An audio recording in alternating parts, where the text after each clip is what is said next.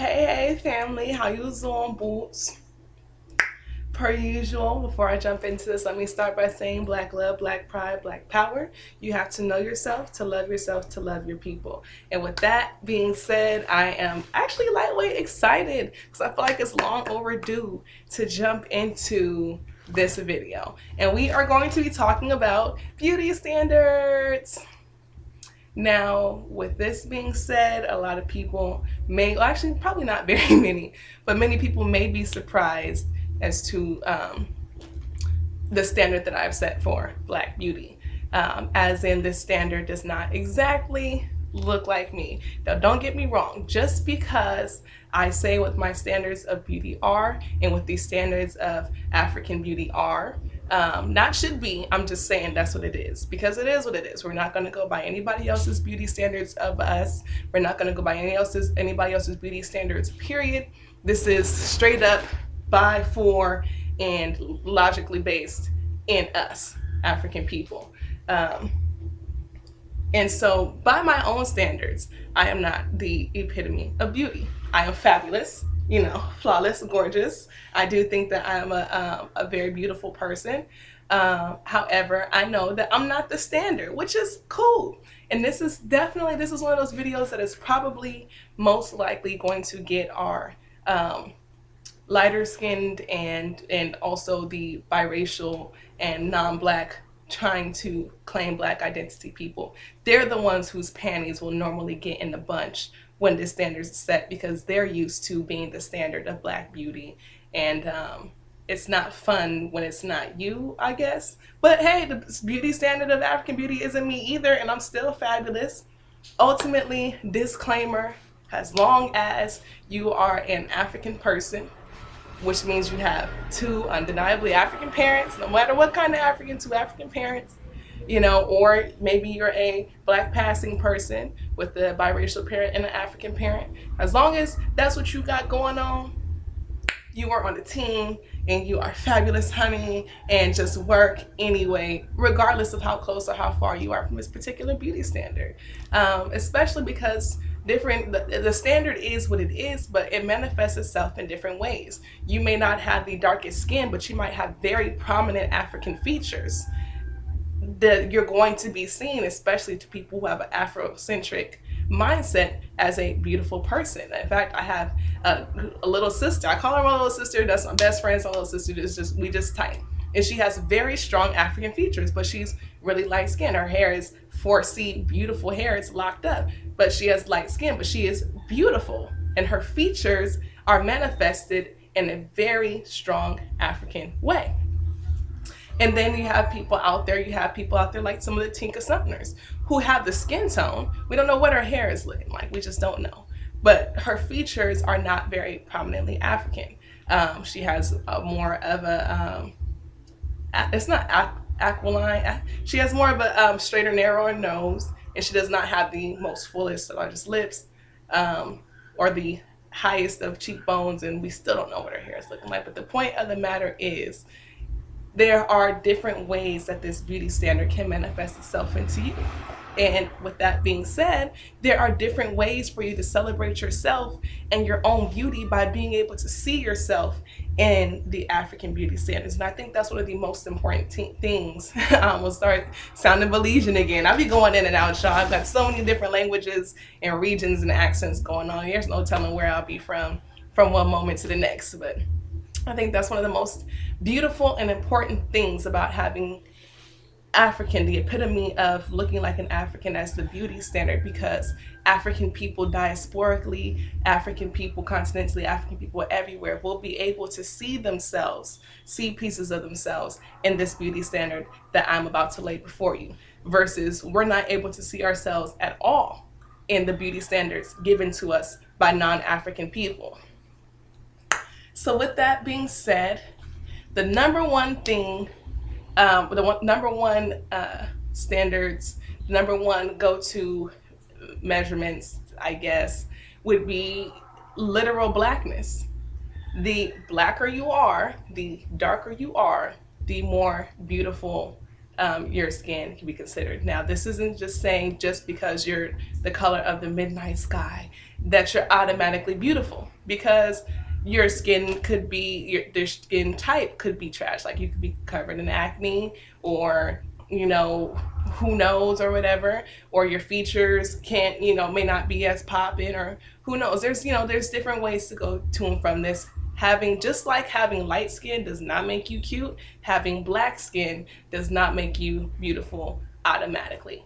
Just speaking realistically, it gives you an edge. I am not gonna lie, because when I see my sisters walking around with that something else, I'm like, ooh, girl, give me some. Can I get some? I'm trying to get like you need, you know. And ladies, we cannot deny that when a lot of us see one of the midnight Caribbean, like just all extra something else kind of black brothers walking by, and they got the nerve to either have on all white or all black, and you just like melt your drawers because they're useless now. Y'all know what I'm talking about, so don't look at me like I'm crazy on this one, because I know I'm not. Having the blacker your skin, the darker your skin, the better. Ask the sun.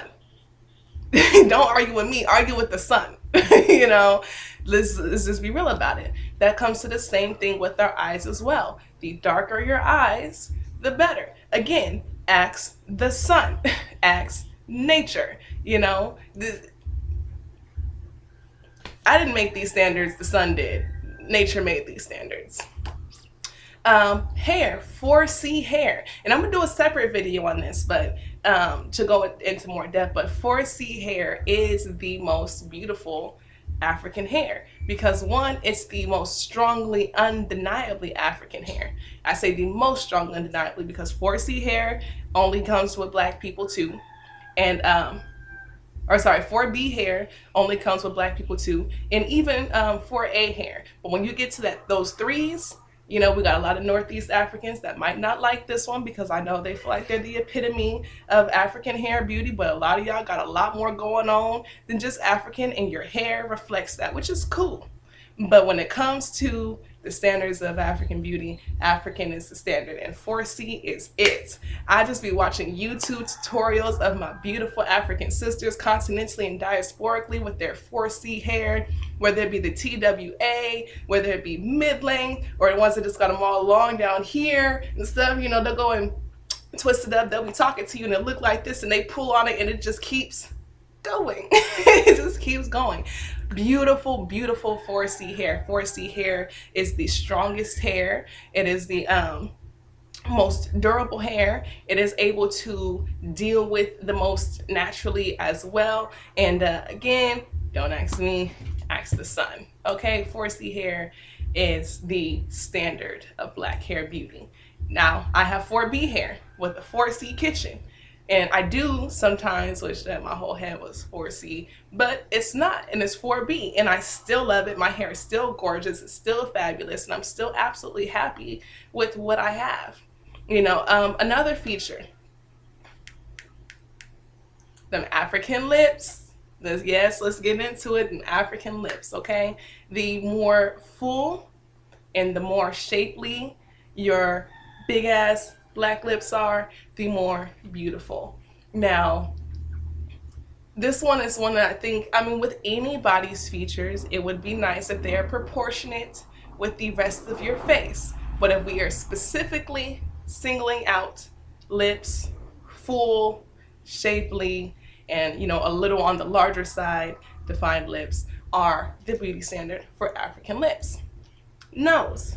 The more African your nose, like the bigger your nostrils, the broader, the more black, the more undeniably African this thing is, the more the better your nose is. When I was growing up, I always thought I had an ugly nose because of it. You know, it's just got this kind of big, but it was a little awkward for me, and maybe I was still growing into it. But also my sisters had more cuter noses. They were like more petite, and you know, they still had all the roundness going on. Like, roundness is a big part of having a undeniably African nose, but theirs are like smaller down here or whatever. And then I remember we all was supposed to get nose rings, and I never wanted a nose ring because I used to think my nose was ugly, but now I think it fits my face perfectly. I don't need a nose ring, so I don't have one, but my sisters do. Anyways, cheekbones, hunty. And I think this is another reason why Black people look so young for so long too, is because our cheekbones are so high. And when we smile, we can see them, etc., etc. With non-African people, they normally have lower cheekbones, which makes their face start to look saggy sooner. But them high cheekbones, those, we don't need to highlight, we don't need to accentuate, because we got it. All you got to do is smile, or give the right shade face the right kind of way. Them high cheekbones, very prominent, noticeable African feature that is a definite sign of Black beauty. Oh, let's get on the physical side. Across the entire African diaspora, we notice that a lot more African women maintain their weight in their hips and their legs and their behind than a lot of us do our titties. We see a lot of women out there with a lot of African women out there with pronounced hips and thighs and butts, but they kind of on the itty bitty titty committee. And I think that's kind of one of the major reasons why a lot of Black men are assless, because most Black women have more ass than titties. I didn't make us that way. We're still fabulous and gorgeous and beautiful and all that kind of stuff anyway. And for those of us out there who have both or who are proportionate, great for you too. But it's just one of those things, Oh, another thing. Majority of African people, continentally and diasporically, have longer legs and shorter torsos. And I wonder why. I be looking at Black men like they look so strange to me when they be sagging their pants and then their shirt will come over where the pants is sagging at. It's because it looks like they have a longer torso and shorter legs, which of course is going to look weird to me because Black men and women normally have longer legs and shorter torsos. So long legs, whether you're a short person or a tall person, if you're an African person, chances are your legs are considered long compared to your body's proportion, because they are long compared to your body's proportion. A lot of other women of other nationalities have longer torsos. So even though they may be taller than you, their legs can be shorter than yours. Or even if they're the same height as you, the legs can be shorter than yours. And this is something I didn't notice until late high school, early college. Like, oh snap, oh girl, we the same size. Why can't I fit your pants? Because your legs are short.